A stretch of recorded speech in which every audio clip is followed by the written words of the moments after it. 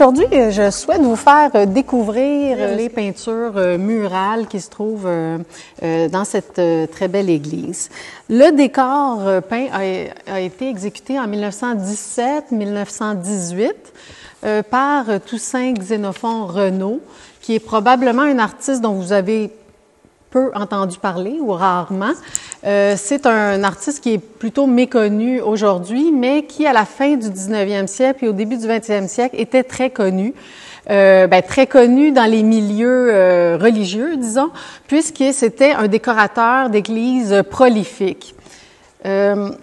Il faut dire qu'à la fin du 19e siècle et au début du 20e siècle, il y a un réel engouement pour les décors peints dans les églises du Québec, même de l'Ontario, des États-Unis.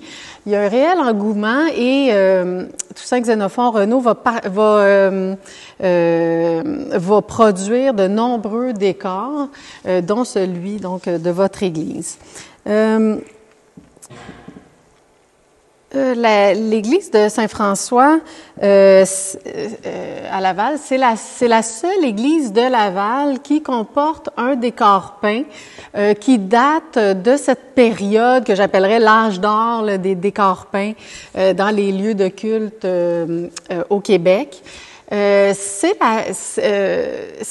donc la seule église qui a un décor peint de cette période-là spécifiquement, puisqu'il y en existe certaines églises, et là je pense à l'église à Chemédé, l'église orthodoxe, grecque-orthodoxe Saint-Nicolas, qui a un décor peint qui est récent et qui est qui a été réalisé dans une toute autre tradition artistique, là. Donc ici à Saint-François-de-Sales, c'est la seule église qui a un décor peint de cette période, là, disons, avant 1940.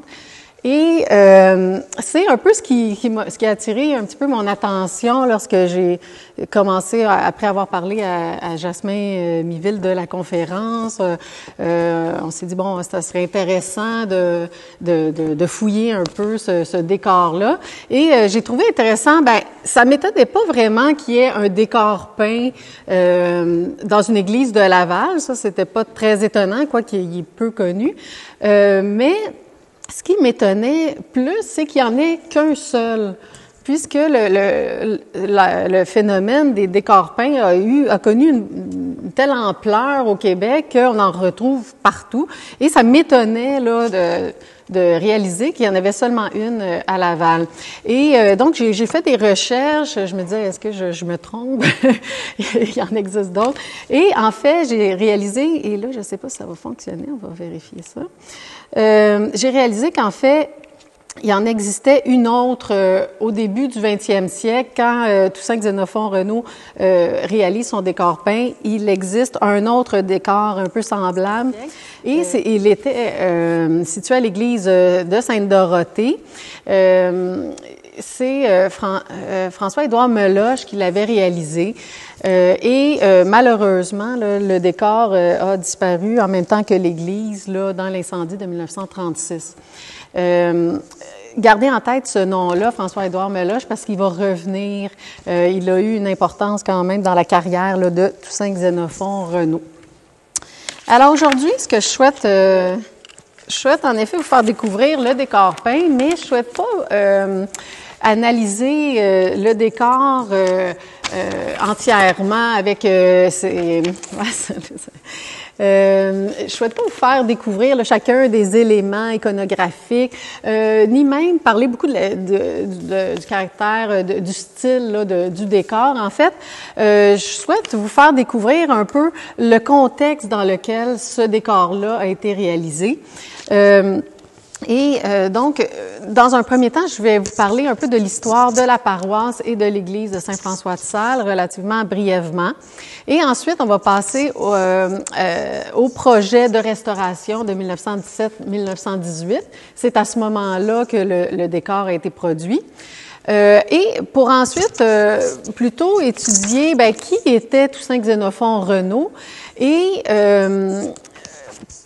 j'aimerais resituer le décor de l'église dans l'histoire plus générale des décors peints dans les églises du Québec. Alors, je vais vous présenter plusieurs décors.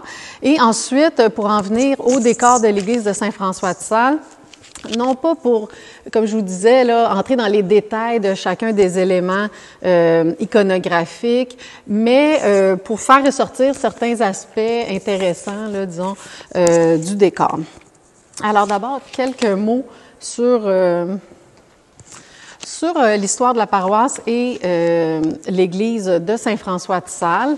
Alors, l'église actuelle a été construite entre 1846 et 1851, mais il ne s'agit pas, comme peut-être vous le savez, de la première église de Saint-François-de-Sales. En fait, la première église de Saint-François-de-Sales a été construite tout à fait là, sur la pointe de l'île de Laval, dans l'Est.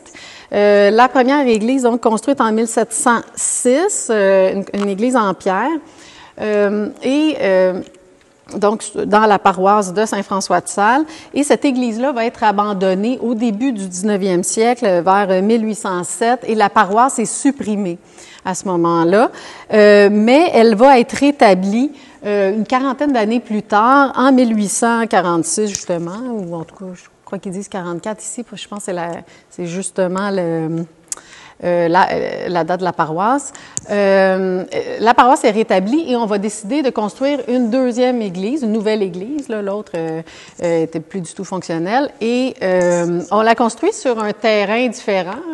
On l'a construit ici, donc un petit peu plus au nord et à l'ouest, en face de Terrebonne. Alors ici, je vous présente la seule image que j'ai pu trouver de l'église de Saint-François-de-Sales, de la deuxième, là, celle où on se trouve présentement. Avant les rénovations et l'agrandissement là, de 1894. Alors, l'église était passablement quand même différente de celle qu'on a aujourd'hui.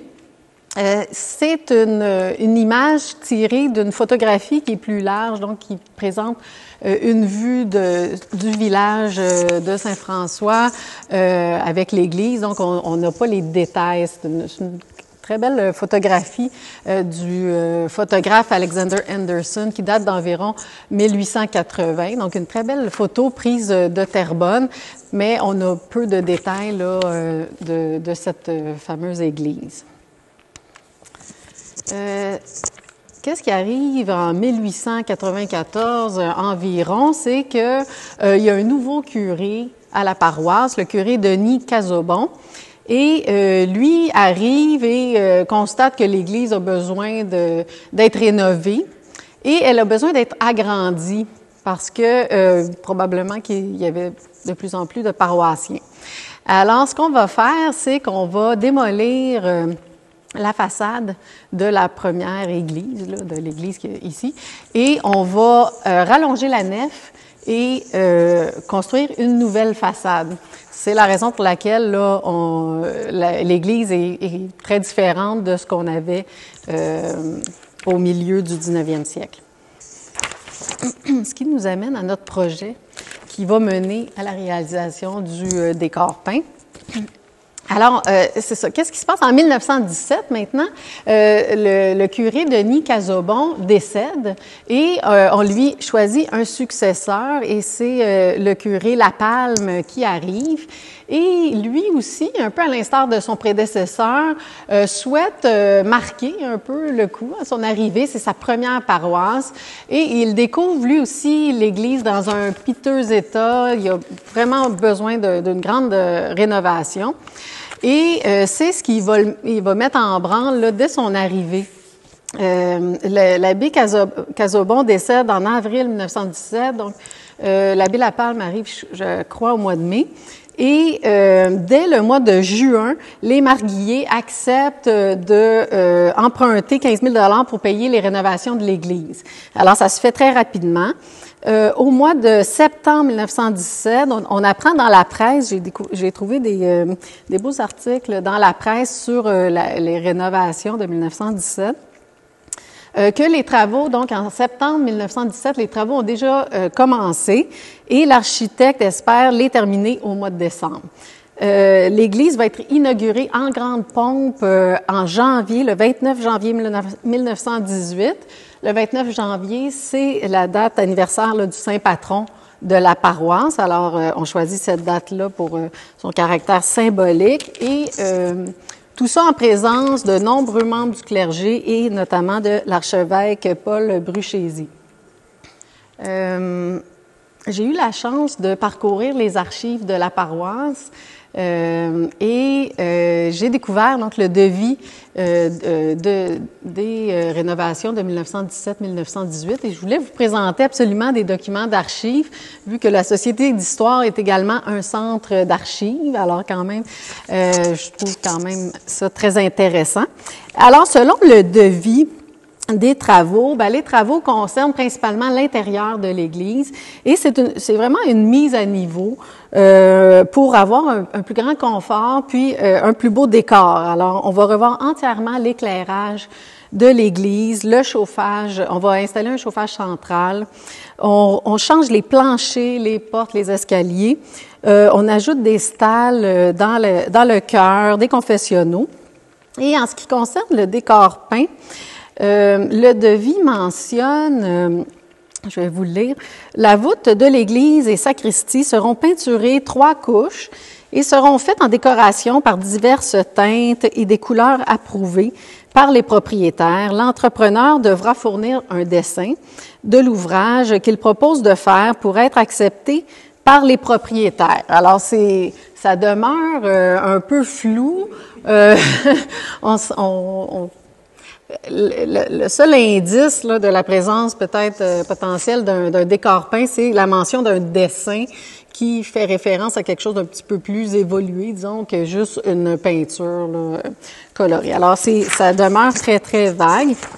Ce qui est intéressant aussi, c'est qu'on dit que c'est l'entrepreneur qui devra fournir le dessin.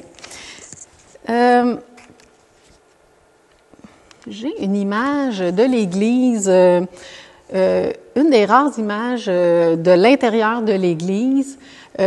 Tout de suite après les travaux de restauration, on voit l'éclairage notamment là, qui avait été installé sur des lampes sur pied, c'est assez intéressant.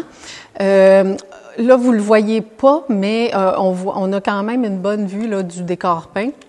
Et on voit les stalles ici, qui sont des bancs là, en bois qui étaient sur le mur là, autour du chœur. Et c'est intéressant, cette photo-là, c'est la seule que j'ai trouvée, ben je l'ai trouvée à l'église ici, là, dans les archives. Et c'est vraiment le seul exemplaire que j'ai trouvé, donc c'est quand même assez important de conserver cette archive-là. C'est important puisque dans les années 60, on va grandement dépouiller le décor avec Vatican II. On va revoir l'intérieur complet là, de l'église.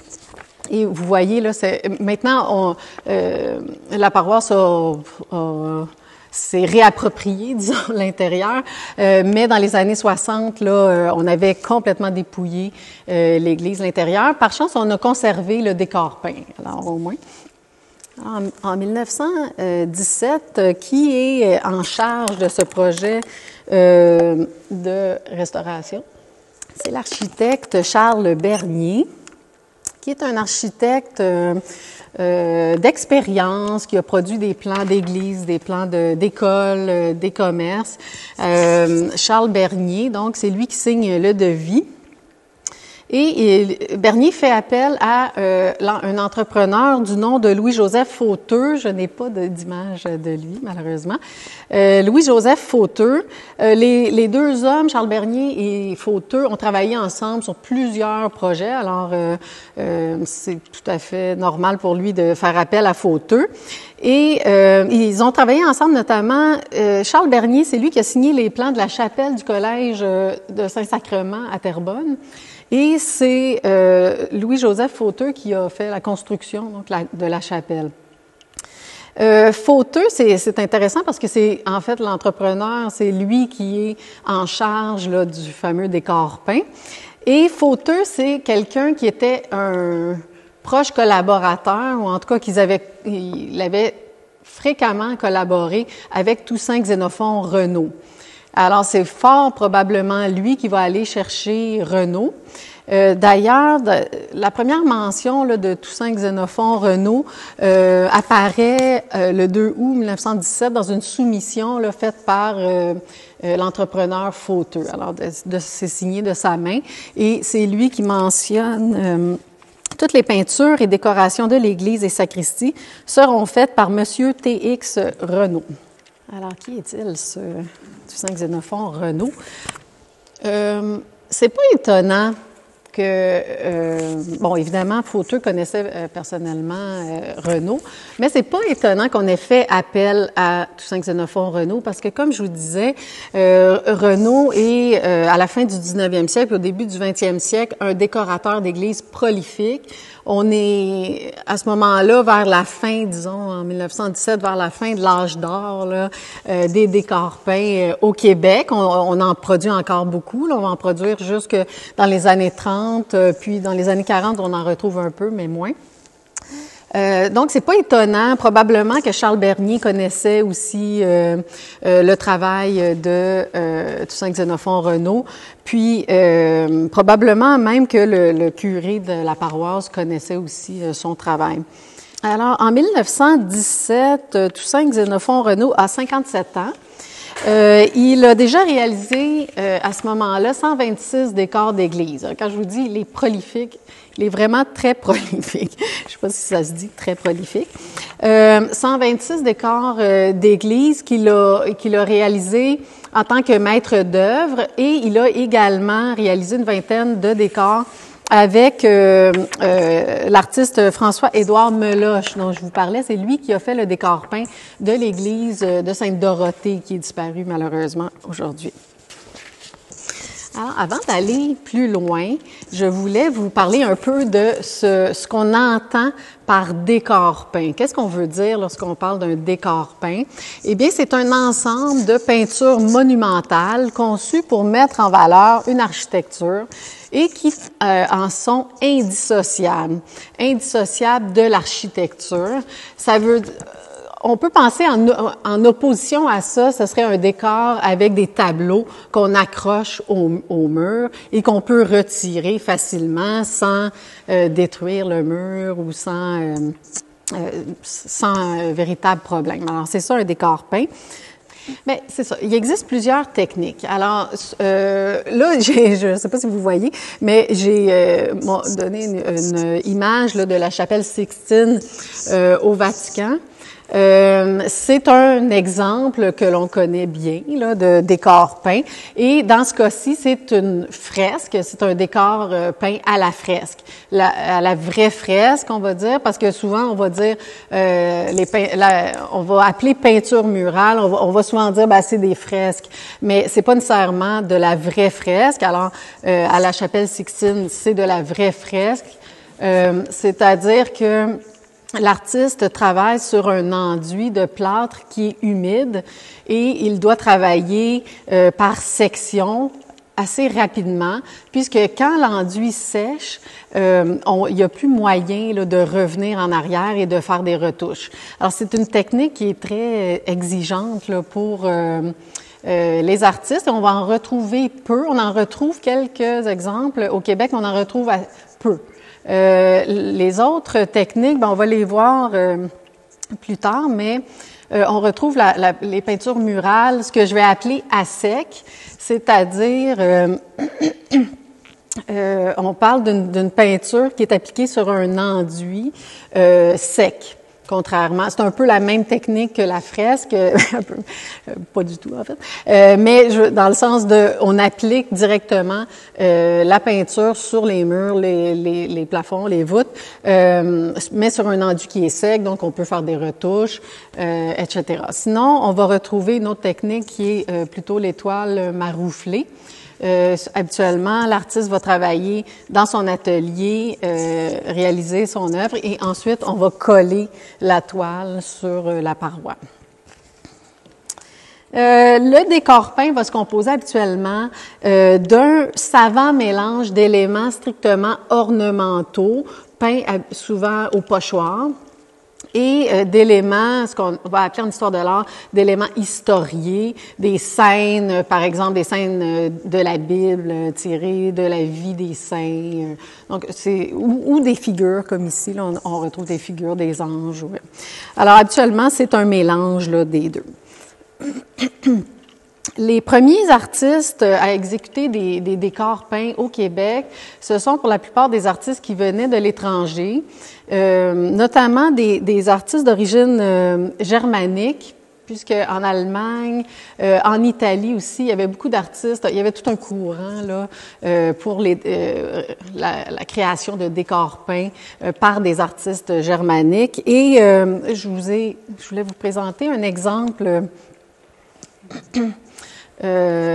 qui est celui de le décor peint de l'église du Jésus à Montréal, peint par Daniel Müller en 1865. Donc, c'est un artiste d'origine germanique qui travaillait principalement aux États-Unis et qui est venu à Montréal pour produire ce décor-là. Certains auteurs pensent qu'il s'agirait bel et bien d'un décor peint à la vraie fresque. Mais en tout cas, il semblerait que c'en est un. Alors, c'est un décor, l'artiste a travaillé en grisaille, c'est-à-dire qu'il va utiliser une palette très restreinte qui imite un petit peu le bas-relief, donc qui travaille un petit peu en trompe-l'œil pour donner l'impression que c'est en fait un décor sculpté, là. C'est pas... on s'y trompe pas, mais c'est un peu l'idée là, derrière cette technique-là. Et comme je vous disais, donc, il aurait travaillé à la fresque. Alors ça, c'est un des premiers décors, mais il y en existe d'autres, là, premiers décors là, dans les années 1860. Alors maintenant, oui. Alors, qui est Toussaint Xénophon Renault? Il est né à Montréal en 1860, oui, j'ai bien dit 1800, dans une famille modeste avec de nombreux enfants. Et on pense qu'il aurait commencé son apprentissage très tôt, vers l'âge de 10-12 ans. Donc, assez tôt, un apprentissage traditionnel auprès d'un artiste qui va être très important pour lui, Napoléon Bourassa, que je connais parce que je connais très bien parce que j'ai fait ma thèse sur Napoléon Bourassa. Bourassa, c'est le premier artiste canadien-français qui a réalisé des décors peints au Québec. Alors, il va être très important. Et il y a certaines sources là, qui mentionnent, certaines sources de l'époque qui mentionnent que Renault aurait travaillé au premier décor peint de Napoléon Bourassa, qui était le décor de l'Institut de l'Institut Nazareth, la chapelle de l'Institut Nazareth. Donc, vous voyez là, deux images ici. C'est un décor, je vais vous montrer d'autres images du décor. C'était le premier décor que Napoléon Bourassa réalisait, décor peint, à la peinture murale à sec, donc une technique particulière. Donc, il travaillait directement sur un enduit sec. Et c'est un projet assez ambitieux comme premier projet. Donc, la chapelle est entièrement recouverte de peinture murale sur le plafond, le chœur, même les bas-côtés. On retrouve certaines scènes ici, des personnages là et d'autres personnages qui sont dans les bas-côtés. En plus d'éléments strictement ornementaux. Alors, on n'est pas sûr que... c'est fort possible que Toussaint Xénophon Renault ait participé à ce décor-là. Ce qui me fait dire ça, c'est que dans la correspondance de Bourassa, il mentionne qu'il a deux jeunes aides. Il mentionne un premier nom, qui est Victor Morin, qui n'est pas le notaire, qui est un jeune qui vient de Saint-Hyacinthe, mais il mentionne pas le deuxième. Et dans certaines entrevues que Renaud aurait données à des journalistes, ben, il aurait mentionné le fait qu'il avait travaillé là, auprès de Bourassa dans la chapelle Nazareth. À l'époque, quand les journalistes, on peut pas toujours se fier à ce qu'ils disent là au début du 20e siècle. Des fois, ils en rajoutent un peu là, mais c'est plausible. Là. Mais en tout cas, ah oui, donc la seule chose avant de continuer, c'est, je voulais vous dire, et vous le savez peut-être, que la chapelle, ben, tout l'Institut de Nazareth a été démoli en 1960 pour faire place à la Place des Arts. Alors malheureusement, le décor, évidemment, est disparu avec la chapelle. Et quand je vous disais que c'est un décor peint, il fait corps avec l'architecture, ben on voit que ici on a voulu retirer des œuvres des murs, mais vous voyez, ils sont pratiquement arrachés là, le mur avec l'œuvre. Les démolisseurs se sentaient mal de démolir quand même une chapelle avec des peintures murales. Alors, ils ont essayé de récupérer certains éléments du décor, puis on peut les voir maintenant à l'Oratoire Saint-Joseph. Oui, ces œuvres-là, entre autres, là, pas toutes, là, mais il y en a quelques-unes qu'ils ont récupérées. Si on n'est pas sûr que Toussaint Xénophon Renaud a bel et bien participé à la réalisation là, de la chapelle Nazareth, du décor peint, on sait, on est absolument certain qu'il a participé au deuxième décor peint réalisé par Bourassa, Napoléon Bourassa, qui est celui de la chapelle Notre-Dame de Lourdes, qui existe encore aujourd'hui, qui est située sur la rue Sainte-Catherine, au coin de Saint-Denis, en face de l'UQAM, finalement. Alors, vous voyez ici, c'est un décor extrêmement... Ici, je vous présente là. Un décor extrêmement élaboré. Pour ce décor-là, Bourassa, ben, premièrement, peut-être dire que c'est Bourassa lui-même qui avait signé les plans de la chapelle pour les Sulpiciens. Et il a réalisé ces plans-là en réfléchissant, en pensant au décor peint qu'il allait exécuter. Donc, c'est un projet ambitieux. Pour le réaliser, Bourassa va faire appel à peu près une dizaine d'apprentis qui vont travailler à la chapelle au décor peint. Il les forme à même le chantier et d'ailleurs, on va retrouver aussi, c'est le décor peint, mais le décor sculpté aussi. Puis Louis-Philippe Hébert a participé à ce décor-là pour les sculptures. Et on sait que Toussaint Xénophon Renaud a participé à ce décor-là, ça, on est absolument certain. Et Renaud, il rencontre... Ah, là, avant de vous dire ça, je voulais vous montrer un détail pour vous montrer l'ampleur, disons, du projet. On a des éléments... ornementaux, des scènes historiées, des figures, enfin c'est un fourmillement là, de détails dans l'ensemble de la chapelle.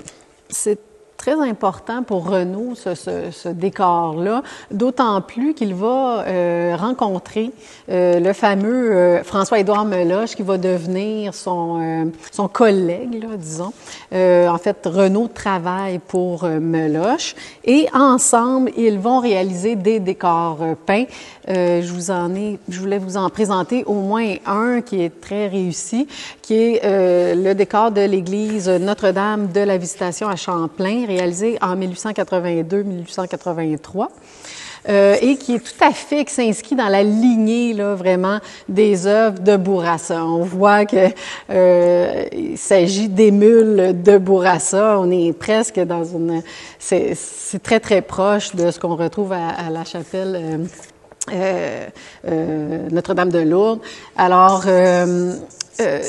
Meloche et Renaud vont travailler aussi à la peinture murale à sec et ils vont Bourassa, lui, voulait absolument créer toujours des compositions originales. C'était extrêmement important pour lui. Meloche et Renaud vont utiliser la copie pour simplifier un peu le travail. Alors, ils vont, surtout dans les scènes un petit peu plus élaborées, ils vont travailler à partir d'œuvres souvent d'artistes germaniques. Mais ils travaillent vraiment là, dans la lignée de ce qu'ils ont appris là, auprès de Bourassa, comme vous pouvez le constater. Alors, après une dizaine d'années là, à travailler auprès de Meloche, Renaud se sent prêt à travailler par lui-même, là, devenir le maître d'œuvre. Donc, en 1896, il va travailler, il va délaisser Meloche et il va travailler sur ses propres projets. Comme je vous le mentionnais, durant toute sa carrière, il aurait réalisé pas moins de 200 décors peints. Alors, c'est vraiment un peintre extrêmement prolifique. On va en reparler un petit peu plus tard, là, un peu de ses stratégies, là, disons, qu'il va utiliser pour être aussi prolifique. Il faut dire que ça donne aussi une idée un peu de l'engouement pour les décors peints à cette époque-là. Hein. À partir de 1880, 1890, il y a de plus en plus d'artistes qui vont travailler, qui vont faire des décors peints, des artistes de divers horizons. On n'a plus seulement les émules de Bourassa qui vont produire des décors peints. On va retrouver des artistes de divers horizons, enfin, et les styles vont se transformer. Et les techniques aussi. De plus en plus, les artistes vont avoir recours aux toiles marouflées qui simplifient quand même grandement là, le travail, puisque l'artiste travaille à l'atelier, produit, surtout pour les scènes très élaborées. Il travaille en atelier parce qu'on peut imaginer que lorsqu'on travaille directement sur le plafond, réaliser une œuvre très, très élaborée, on n'est pas dans les meilleures conditions physiques, le cou cassé, sur des échafaudages on peut imaginer le froid, la chaleur. C'est pas des conditions faciles, là, le métier de décorateur d'église. Et donc, de plus en plus, on va aller vers les toiles marouflées, principalement en ce qui concerne là, les scènes très élaborées. Je voulais vous montrer deux exemples d'artistes qui ont été très importants aussi là, à la même époque que Toussaint Xénophon Renaud. Un artiste que vous connaissez sans aucun doute, Ozias Leduc, qui a produit quelques décors là, décors peints. Ici, je vous présente celui de l'église de Saint-Hilaire à Mont-Saint-Hilaire.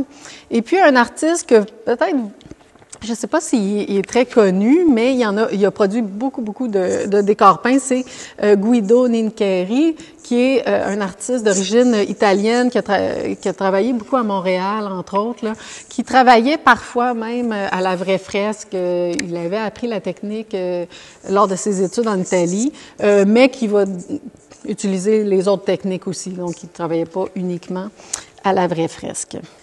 Et là, je voulais vous montrer un décor exécuté par Toussaint Xénophon Renaud, qui est au sanctuaire du Saint-Sacrement à Montréal. Je ne sais pas si vous connaissez, c'est au métro Mont-Royal.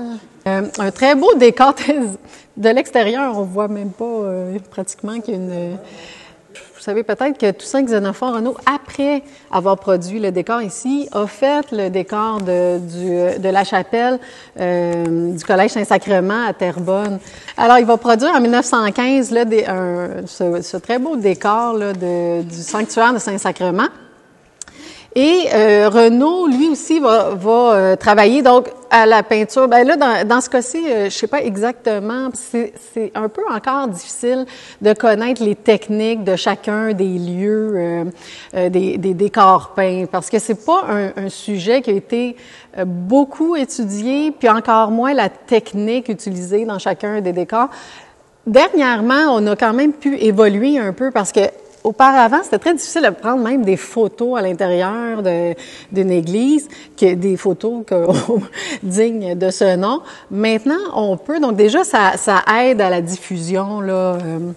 De ces œuvres-là. C'est pour ça que c'est encore un peu méconnu, mais je pense que de plus en plus, ça va évoluer, puis on va les connaître de plus en plus. Alors, la technique utilisée, là, je peux pas vous dire exactement, mais je sais que il y a certaines œuvres qui sont des toiles marouflées. Et ces toiles-là, en fait, c'est Renaud qui a fait appel à Georges Delfosse, et c'est Georges Delfosse qui a produit les œuvres les compositions plus élaborées. Souvent, Renaud, lui, produisait les éléments ornementaux, les figures, comme on retrouve dans le chœur, mais il laissait à d'autres le soin de produire des œuvres là, plus élaborées. Alors, on en vient à notre fameux décor de Saint-François de Sales. Alors maintenant que vous êtes un peu plus familier avec l'histoire des décors peints, on peut analyser, je pense, le décor de Saint-François avec un œil un peu plus averti. Comme vous pouvez l'admirer même ici,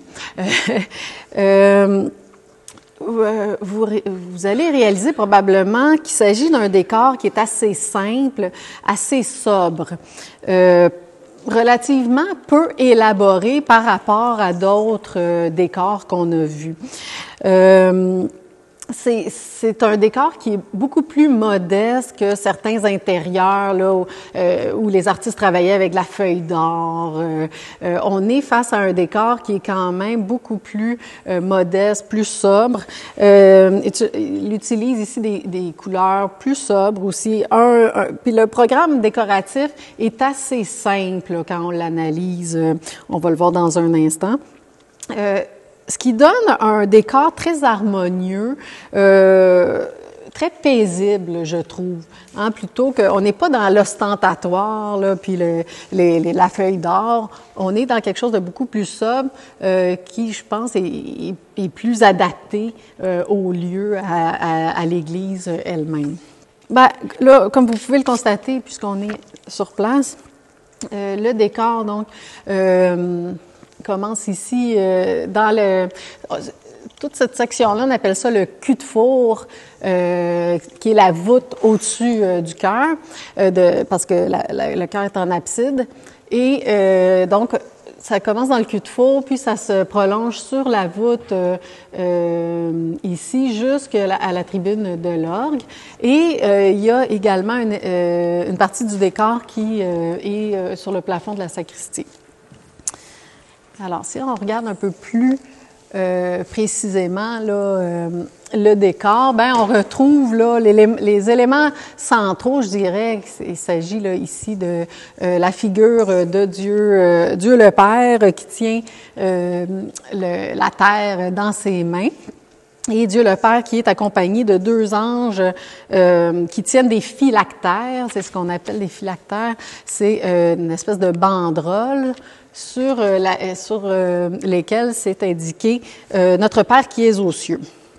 Les deux autres, les deux anges aux extrémités tiennent évidemment des encensoirs.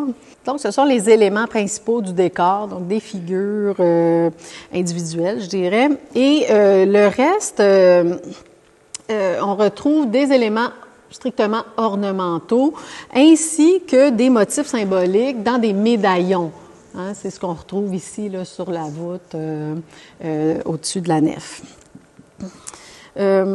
Là, je vous renverrai au fameux document, je pense que vous l'avez donné, hein, le très très bon dépliant produit par la Société d'histoire. Là, si jamais vous voulez voir le détail là, complet de tout, c'est un document qui est très bien réalisé. Félicitations, j'ai bien apprécié vraiment. C'est un très beau document qui explique tout le décor en détail. Donc je le ferai pas, mais juste quand même pour vous dire que les éléments symboliques là, font référence à différents différents aspects de la foi catholique et des rites de la messe. Par exemple, on va retrouver des références aux 3 vertus théologales, on retrouve des références au sacrifice de la messe, à la communion, on retrouve les monogrammes de Marie, Joseph, Jésus, on retrouve les instruments de la passion du Christ. Et des références sur la tribune de l'orgue, on retrouve des références à la musique. Alors ici, j'ai des exemples que je voulais vous montrer. Alors l'encre, en fait le calice qui fait référence à l'Eucharistie, l'encre qui fait référence, en fait, il y a le symbole de l'espérance, la vertu théologale, et la croix, évidemment, là, qui fait qui est un des instruments de la passion du Christ. Alors tous ces éléments-là ont une symbolique particulière là, en rapport avec la foi catholique. Comme je vous disais, le décor se poursuit dans la sacristie, qui est en arrière ici. Vous voyez, bon, c'est un élément un petit peu plus là, simple là, quand même, mais on retrouve la colombe du Saint-Esprit qui est ici et dans la sacristie. Là, le motif est repris dans la sacristie. Alors, il y a 2 caractéristiques intéressantes, je trouve, dans le décor de l'Église et dans l'approche, disons, de Renaud dans cette Église-là. Et je voulais vous en faire part plutôt que d'aller dans tous les détails.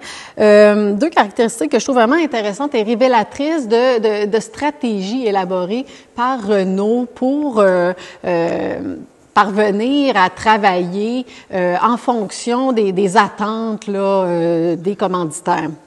Alors, d'abord, on pense que Renaud a produit l'ensemble des œuvres ici, là, l'ensemble du décor peint par lui-même. Peut-être qu'il avait une aide, je ne sais pas. Mais c'est lui-même qui l'aurait réalisé. Je n'ai pas trouvé d'autres mentions dans les archives là, d'une autre personne qui aurait participé à ça. Alors, probablement, ici, là, dans ce cas-ci, parce que c'est un décor relativement restreint, c'est lui-même qui travaille. Et la technique utilisée ici, ce n'est pas de la peinture murale à sec comme il avait appris auprès de Napoléon Bourassa et comme il va utiliser cette technique, la technique de peinture à sec, il va l'utiliser là un peu partout. Ici, on a affaire à des œuvres qui sont peintes sur toile et ce qui nous laissait penser, présager que probablement que l'artiste avait travaillé en atelier et qu'on avait ensuite marouflé les œuvres sur les voûtes de l'Église. Mais un détail a attiré mon attention lorsque j'ai fait mes recherches. J'ai découvert dans une liste des dépenses liées au décor, pas juste au décor, à la restauration entière là, de l'Église. Un détail, une mention ici c'est indiqué voûte entoilée et décoration de l'Église, puis on met le montant total là, pour un total de 1 200 $. Alors la voûte entoilée, je me suis dit, pourquoi ils utilisent cette façon cette expression-là, voûte entoilée? Je me disais, on dirait que c'est pas marouflé, on dirait, je comprenais pas. Puis là, je me suis dit, coudonc, est-ce qu'il y aurait entoilé la voûte et qu'il aurait réalisé l'œuvre directement sur les toiles? Alors, c'est mon hypothèse et je suis allée voir un peu sur Toussaint Xénophon Renaud, j'ai fouillé un peu et il semble que à l'occasion, il utilisait cette technique-là. Alors, toute la surface à décorer était entoilée dans un premier temps et ensuite il réalisait directement, ça veut dire avec les échafaudages, directement les œuvres sur la surface. Donc, c'est mon interprétation, mon hypothèse pour la présence de cette formulation-là, voûte entoilée. Et comme j'ai découvert il y a un ouvrage sur Toussaint Xénophon Renaud, qui a été écrit par son petit-fils, que lui, il a fait des recherches incroyables sur son grand-père. Et en tout cas, c'était pas un historien de l'art, là, il s'appelait Marc Renaud, mais il a fait un travail incroyable. Puis ça, il mentionne, pour certains décors, il mentionne cette technique-là. Alors j'ai l'impression que ici, c'est bel et bien cette technique-là que Renaud a utilisée. Il commence le décor au mois de décembre 1917. Il le termine au mois de février. Et oui, exactement. Alors c'était pas, c'est pas très long. Puis en tout cas, probablement qu'il travaillait ailleurs en même temps. Là. Ben, il y avait peut-être une autre personne qui l'aidait, mais pour l'ensemble du décor, là, il aurait été payé entre 400 et 600 $. Il n'était pas riche, là. C'était pas. Donc, il se devait, je pense, de travailler relativement vite. Et c'est un peu mon hypothèse, là où je m'en vais, de développer des stratégies pour parvenir à répondre à la demande, puis que ce soit rentable pour lui. Oui, c'est ça. Ce qui expliquerait là, qu'il a quand même fait 200 décors peints. Napoléon Bourassa, il en a fait 2. C'est pas le même ordre de grandeur. Là. L'autre caractéristique intéressante dans le décor ici et qui pointe vers des stratégies justement, c'est le fait que Renaud, ici comme ailleurs, utilisait principalement des compositions originales, disons dans ce que lui produisait, là, peut-être que dans certaines toiles marouflées là, qu'il commandait à Delphos ou à Franchère ou d'autres, à ce moment-là, ça pouvait être des copies. Mais dans ses œuvres à lui, habituellement, ce sont des compositions originales, mais on se rend compte, il va réutiliser des motifs. Et c'est ce qu'il fait ici. Par exemple, là, l'ange au phylactère, là, les deux figures d'ange au phylactère, ben on les retrouve dans d'autres décors, notamment au Très Saint Nom de Jésus à Montréal. Là, le motif est légèrement différent et on retrouve vraiment tel quel le même motif de l'ange au phylactère au sanctuaire du Saint-Sacrement. Et donc, puis là, c'est parce qu'il y a beaucoup de décors peints de Renaud qui sont disparus ou dont j'avais pas là, des images. Là. Alors, j'ai pas pu recenser là, tous les éléments qui étaient repris. Un autre élément, ben, c'est le Dieu le Père, là, qui est repris, qui est, disons, c'est une variante assez proche de ce qu'on retrouve à l'Église du Très-Saint-Sacrement aussi, qui a été produit, là, les deux autres décors, là, l'Église du Très-Saint-Sacrement et l'Église du Saint-Nom de Jésus, je m'excuse, et le sanctuaire du Saint-Sacrement. Ça date là je pense que l'Église du Très-Saint-Nom, c'est 1913, je pense, puis l'autre 1915, là, le sanctuaire. Donc, juste avant. C'est proche. Donc, juste avant. Donc, ce qu'il fait, c'est qu'il reprend des motifs et j'ai comme hypothèse encore, probablement, on peut imaginer que les symboles qu'on retrouve ici, il les a. Donc, il va puiser dans son fond d'atelier des compositions, des figures et il va les reproduire, ce qui simplifie grandement son travail puis qui accélère aussi le travail. Là. Il y a peut-être une mise au carreau là, nécessaire pour les dimensions, mais sinon, c'est vraiment, on refait ce qu'on a déjà fait. Donc, on n'a pas besoin aussi de réfléchir très longuement au programme décoratif. Donc, ça simplifie et comme je vous dis, c'est un peu là où je voulais en venir, ben ça lui permet d'être si prolifique et de répondre aux attentes des curés et des fabriques qui veulent toujours obtenir le décor le plus rapidement possible et un décor le moins cher possible, évidemment. Alors, en conclusion, je voulais conclure avec une appréciation générale un peu du décor de Saint-François de Sales, puis une réflexion sur son caractère patrimonial. Alors, est-ce que le décor le décor peint de Saint-François-de-Sales est le plus grand décor, le plus important qu'a produit Renault? Est-ce qu'il s'agit d'un chef-d'œuvre? J'irais pas peut-être jusque-là. Peut-être que d'autres artistes qui sont même plus importants, on pense à Ozias Leduc, par exemple, même Napoléon Bourassa, des artistes qui ont poussé un petit peu plus loin, peut-être les décors peints là, au Québec. Mais le décor de Saint-François-de-Sales, selon moi, mérite vraiment d'être conservé et protégé.